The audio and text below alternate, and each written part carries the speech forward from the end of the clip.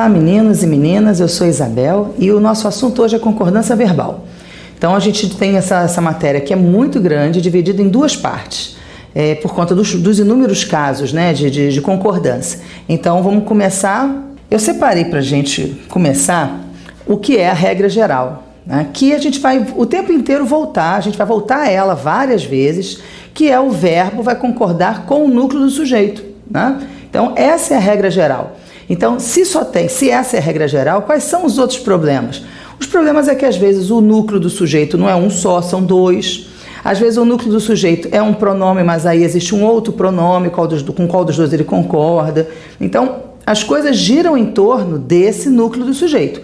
Mas a regra geral é essa: o verbo concorda com o núcleo do sujeito a que ele se refere. Tá? Então tá aqui regra geral, o verbo concorda com o sujeito em número, singular e plural, e em pessoa, primeira, segunda ou terceira. Aí tem uma observação: se o sujeito for composto e anteposto ao verbo, o verbo ficará no plural. Ora, o que é um sujeito composto? É um sujeito que tem mais do que um núcleo. Então, se eu digo João e Maria, eu já tenho dois núcleos. O verbo vai para o plural se o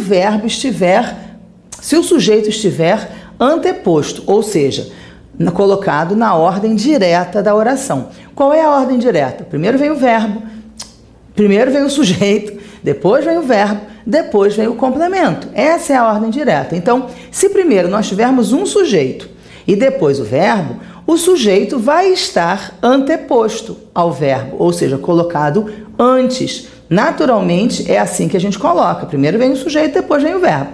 Então, na ordem direta, ou, dito de outro modo, quando o sujeito vier anteposto ao verbo, o verbo vai ficar no plural, não tem como ser diferente.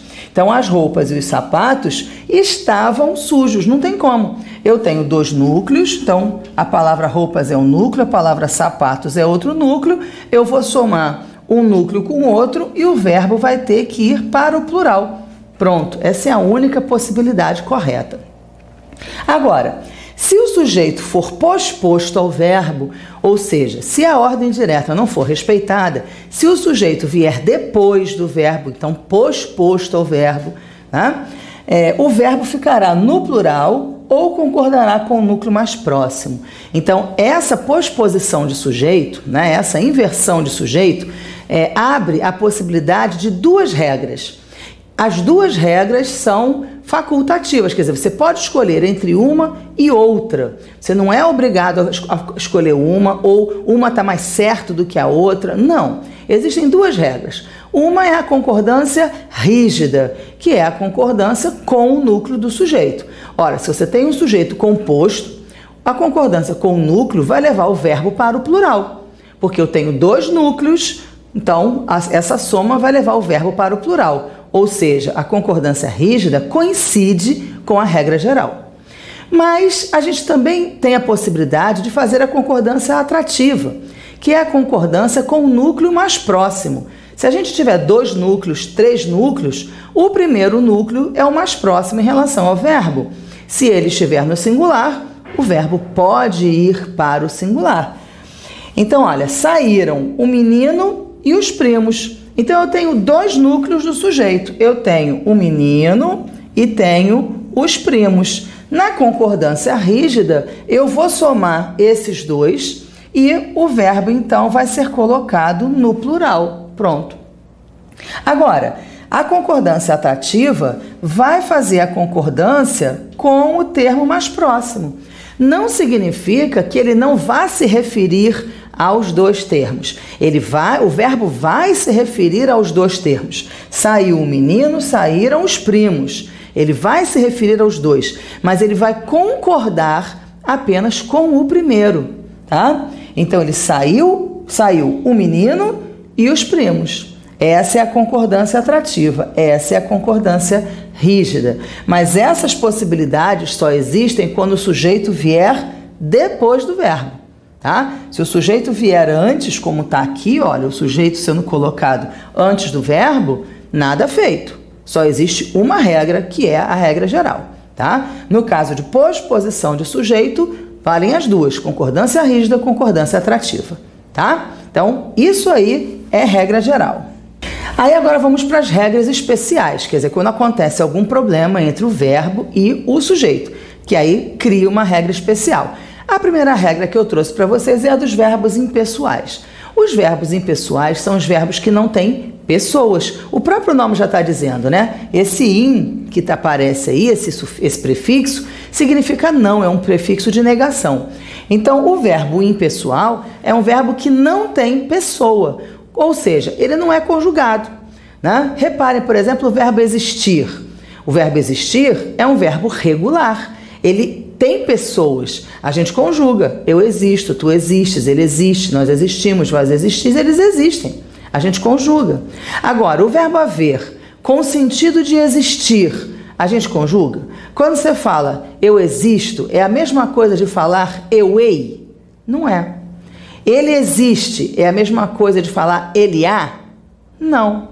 Então, o verbo haver, com o sentido de existir, é um verbo que não é conjugável.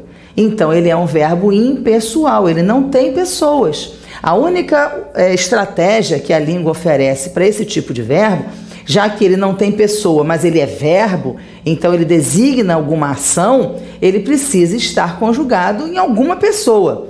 Aí, por uma questão de convenção, uma estratégia linguística para essa conjugação, a comunidade de falantes acordou que esses verbos considerados impessoais só podem aparecer na frase na terceira pessoa do singular.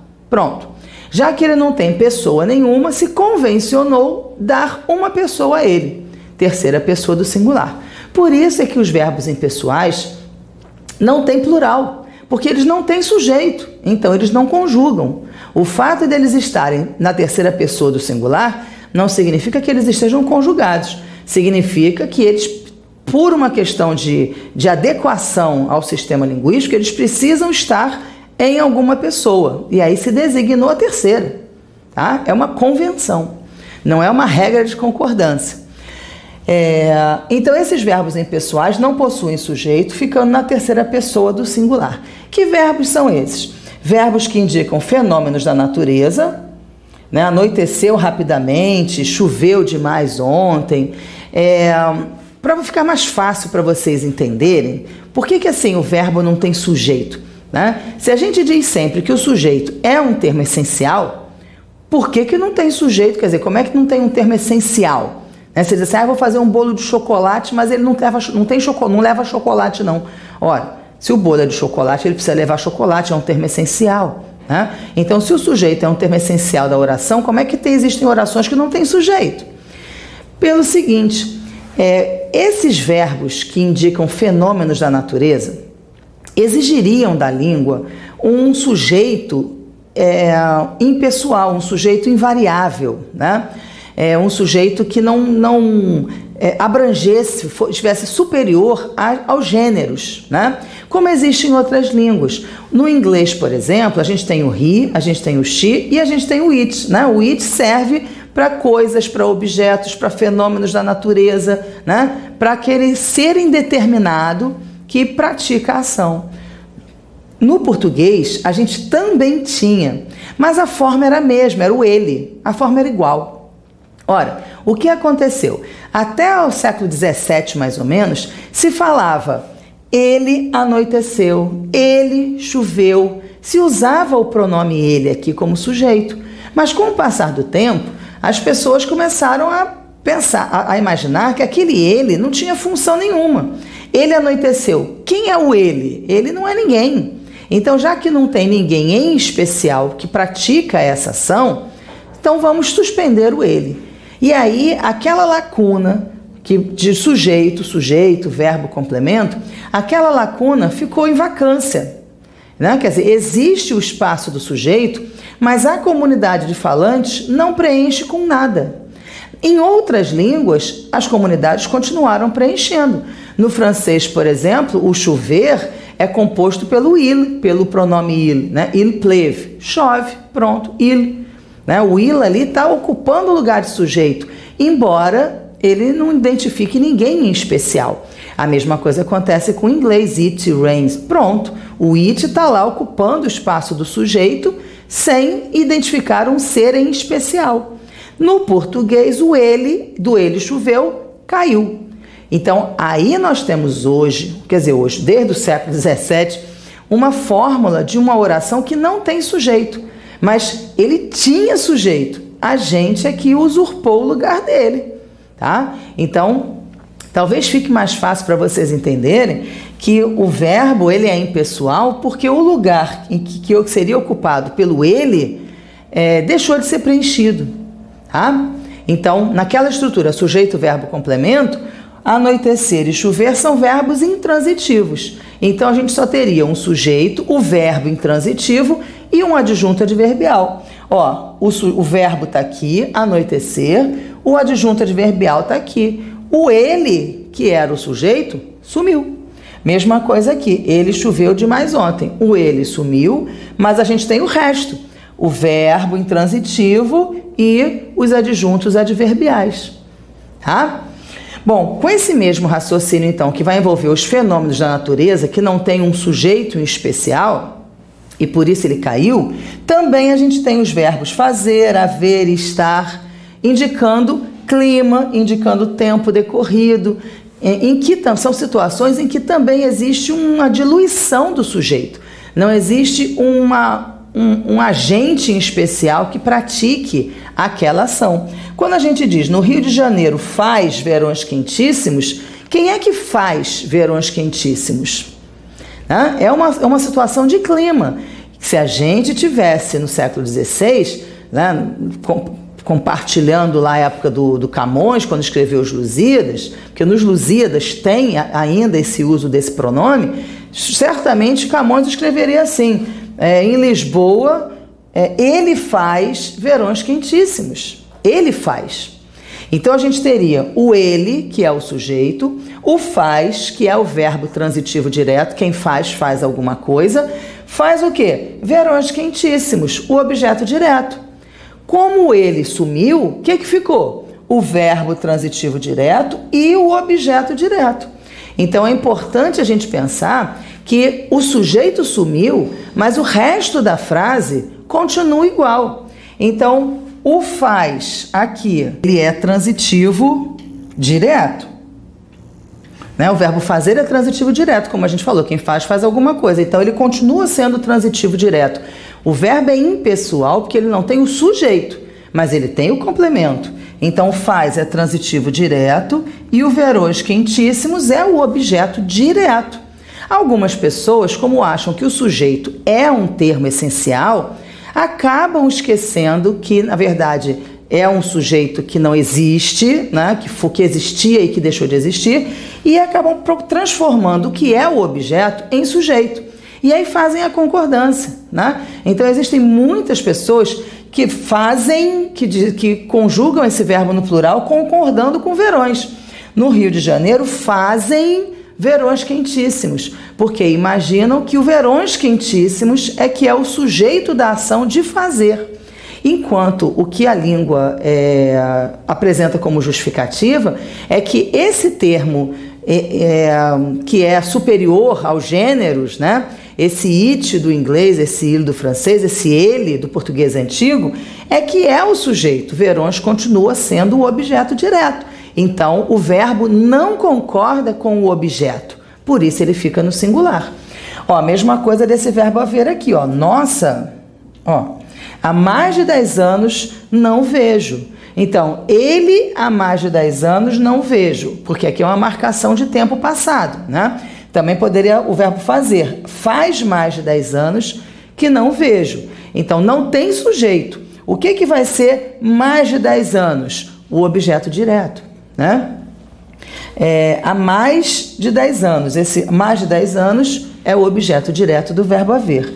Está muito calor aqui. Está é verbo de ligação. Né? Então, ele perdeu o sujeito, mas ele continua com o verbo de ligação e o predicativo do sujeito.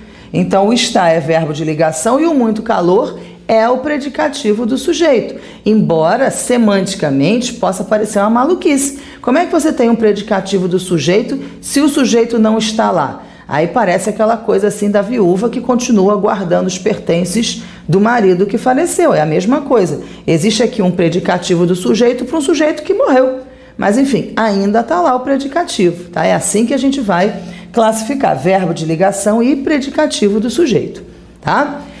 Além desses verbos, tem o clássico do verbo haver, que eu já falei aqui, né? O verbo haver indicando existir, né? O verbo haver é a forma culta, né, do verbo existir, só que na forma impessoal, e o verbo ter é a forma informal. Então, com o sentido de existir, a gente pode usar o verbo ter e o verbo haver, tanto faz, mas a gente tem que saber que o verbo haver é formal e o verbo ter é informal. Então, se vocês tiverem uma questão no concurso, que tiverem que marcar o item que não apresenta desvio de norma culta, se tiver lá o verbo ter, pode marcar. Quer dizer, como desvio de norma culta, porque o verbo ter é informal, quando ele significa existir, tá? Então, olha, havia muitos interessados no emprego. É como se a gente tivesse ele havia muitos interessados no emprego. O ele, sujeito que sumiu, havia, que é o verbo transitivo direto, muitos interessados, que é o objeto direto. Aí, o que muitas vezes as pessoas fazem? Acham que o muitos interessados é o sujeito e concorda, haviam muitos interessados, tá? Isso está errado, né? O verbo haver é impessoal, não tem sujeito, não tem plural. Mesma coisa aqui o tinha muitos interessados. Tinha é o verbo transitivo direto, muitos interessados é o objeto direto, e o verbo fica no singular, porque ele não tem sujeito, o verbo não concorda com o objeto, tá? Agora, havia é culto, tinha é informal, ok? O verbo existir não é impessoal, não. Então, se a gente troca esse havia pelo existia, a gente vai ter o sujeito. Existiam muitos interessados, aí eu tenho que concordar. Mas com o verbo haver e com ter, não, porque o que vem depois desses verbos é o objeto, tá? Então, decorem isso, é uma questão sintática. O verbo existir tem sujeito, não tem objeto. O verbo ter e o verbo haver não tem sujeito. O que eles têm é o objeto, tá? Um é o contrário do outro, é o espelho do outro, tá bom? Bom, o outro caso de regras especiais é o caso dos verbos unipessoais. Reparem, eles não são impessoais, eles têm sujeito, tá? Os impessoais não têm sujeito, esses têm sujeito, mas o sujeito deles só é conjugado em uma pessoa, a terceira pessoa, do plural ou do singular. Então, significa que o ser que pratica aquelas ações, vamos dizer assim, se refere sempre a coisas, a objetos, né? Então, você não pode conjugar na primeira pessoa. Por exemplo, aqui, o verbo acontecer. Você pode conjugar eu aconteço, tu aconteces, nós acontecemos. Não. Alguma coisa acontece, não é alguém acontece, repararam? Então, são verbos que indicam sempre coisas, fatos, objetos, ou seja, elementos de terceira pessoa, do singular ou do plural. Então, eles estão sempre na terceira pessoa. Por isso, eles são só tem uma pessoa, que é a terceira, tá? Então, acontecer, bastar, caber, compete. Compete a você, mas o que compete a você? Acabar com a fraude, por exemplo. Então, acabar com a fraude, isto compete a você. Repara, é um sujeito que é um fato, né? É uma coisa, não é uma pessoa. Então, nunca os sujeitos aqui, né, vão ser relacionados a uma primeira pessoa, do singular ou do plural, uma segunda pessoa. Nunca. Sempre a terceira pessoa, tá? E aí, muitas vezes, como esses verbos só tem essa pessoa, né, só são conjugados nessa pessoa, a maioria das frases começa com o verbo. E aí, a seguir, vem o sujeito. Então, olha, basta um só erro. Tá vendo? A gente precisa desautomatizar aquela ideia de que depois do verbo vem sempre um objeto. É claro que a gente sabe que a ordem direta da oração é sujeito, verbo, complemento. Mas para a gente ter o complemento, tem que primeiro ter o sujeito. Então, se está começando com o verbo, eu tenho que me perguntar sobre o sujeito. Cadê o sujeito? É um verbo impessoal? Tá, não tem sujeito. Então, isso daqui é um objeto. Não é um verbo impessoal, então tem sujeito. Cadê o sujeito? Está aqui. Tá? Então, basta um só erro. Esse termo aqui, um só erro, é o sujeito. Tá? Ele é o sujeito. Então, basta um só erro, bastam vários erros. Aí eu tenho que fazer a concordância. Faltam 5 dias. Falta um dia. Aconteceram muitos acidentes. Aconteceu um acidente grave.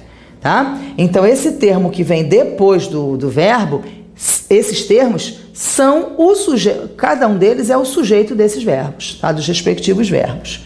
Tá legal? Então, tem que prestar atenção porque é diferente o verbo unipessoal do verbo impessoal.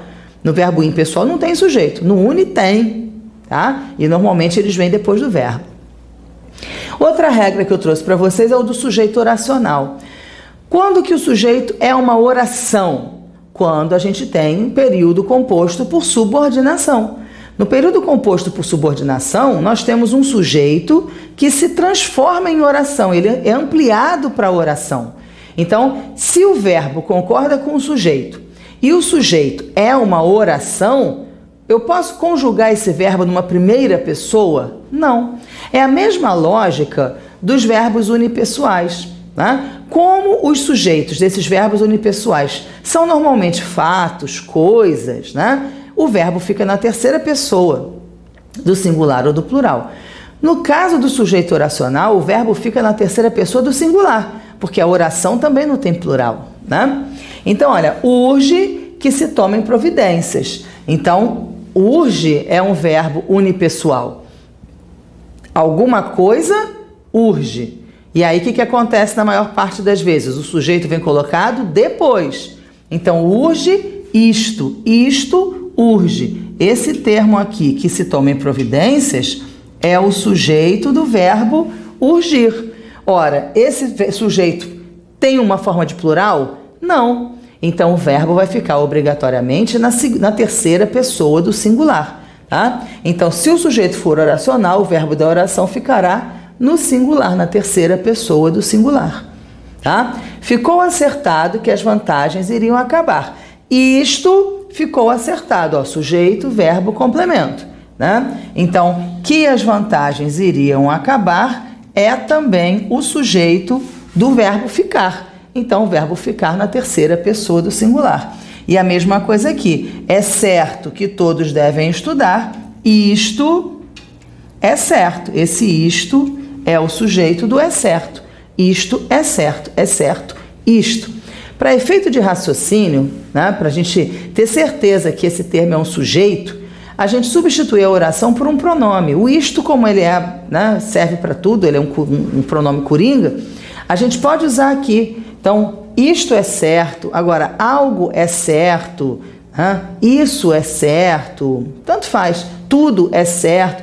Basta substituir a oração por um pronome, para ficar fácil de raciocinar qual a função sintática.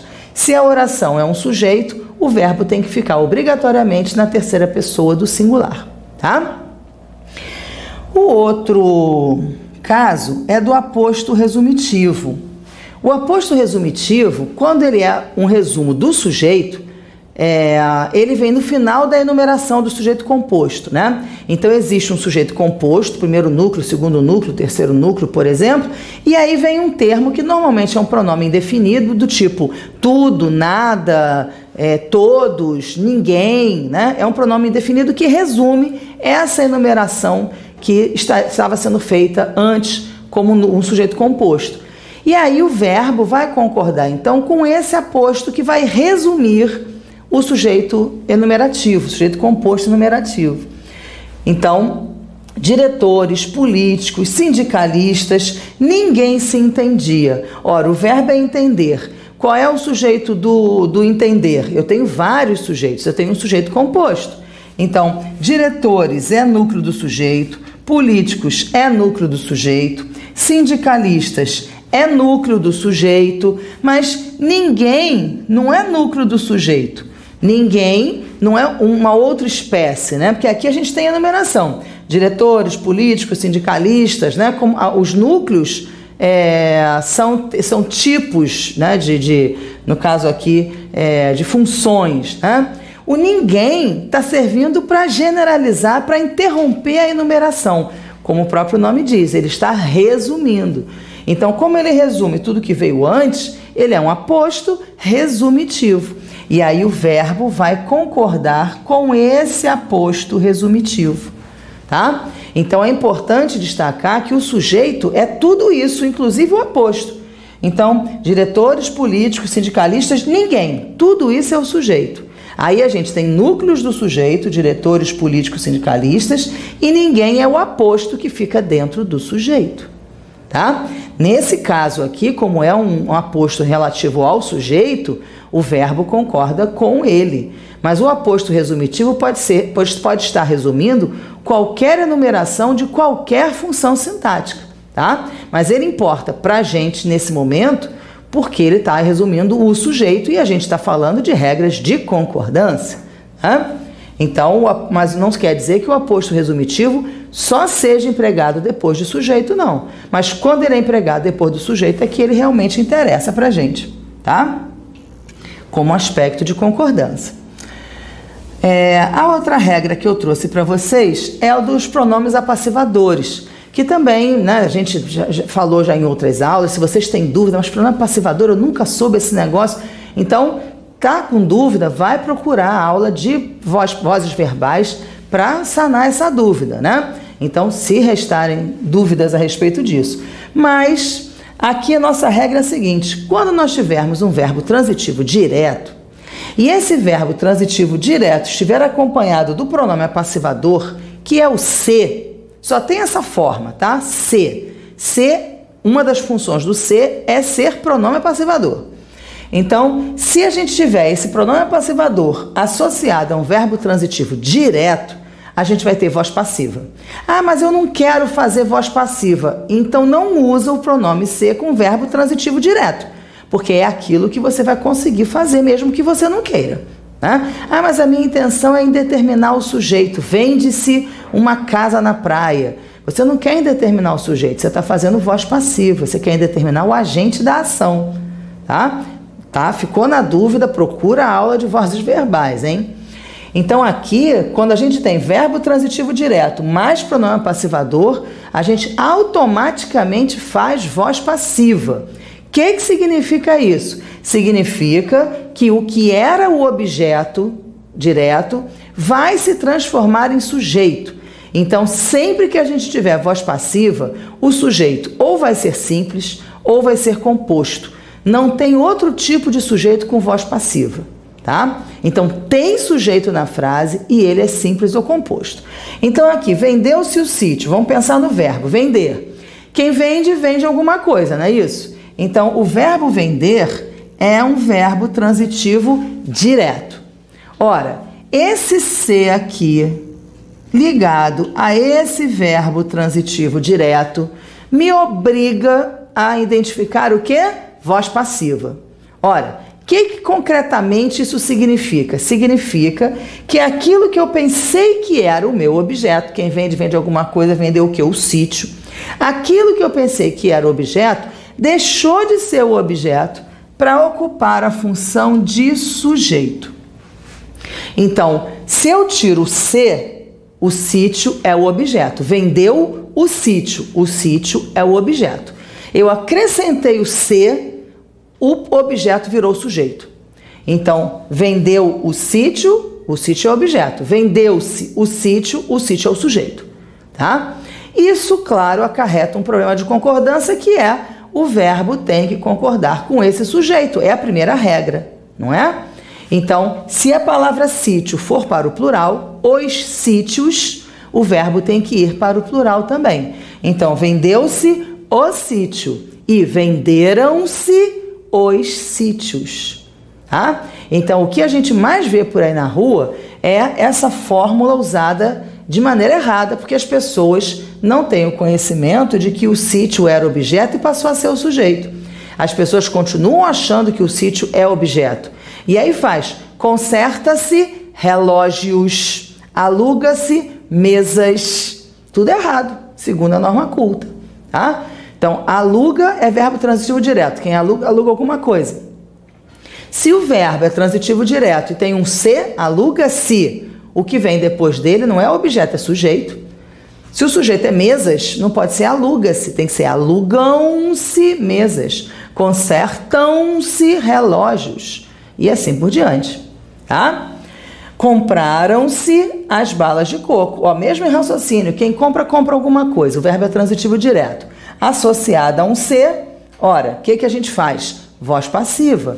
Esse termo, então, as balas de coco, vai ser um termo sujeito.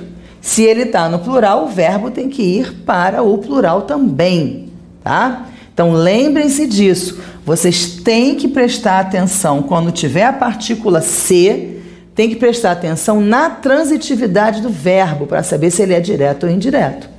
Tá legal? Para saber o que você tem na frase.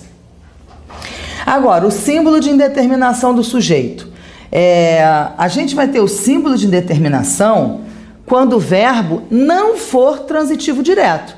Porque vocês já sabem, já decoraram, já está na cabeça, em stand-by, que quando o verbo é transitivo direto e você tem um se, você tem voz passiva. Acabou. O objeto vira sujeito.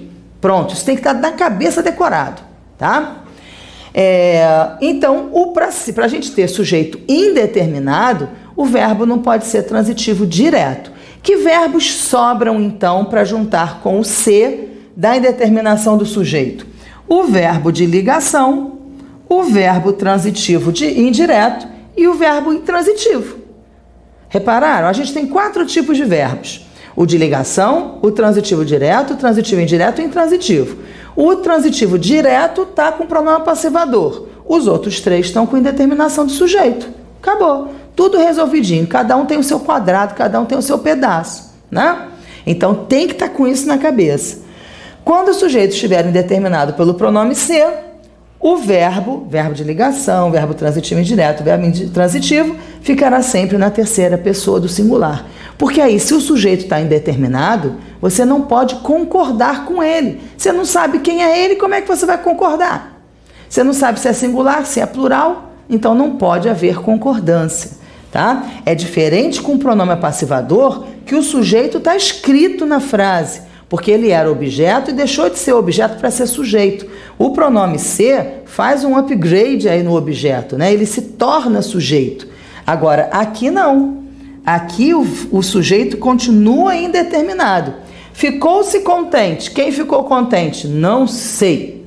Não é verbo transitivo direto. Não tem um objeto para se transformar em sujeito. Contente é predicativo do sujeito, não é objeto direto, né? Só o objeto direto pode virar sujeito. Predicativo do sujeito não vira sujeito. Objeto indireto não vira sujeito. E adjunto adverbial também não vira sujeito. Então, no caso do verbo de ligação mais se,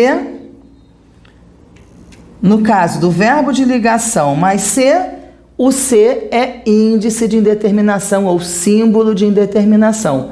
O verbo fica na terceira pessoa do singular. Obedeceu-se às regras. O verbo é transitivo indireto. Então, o se vai ser o quê? Índice de indeterminação. O verbo fica na terceira pessoa do singular.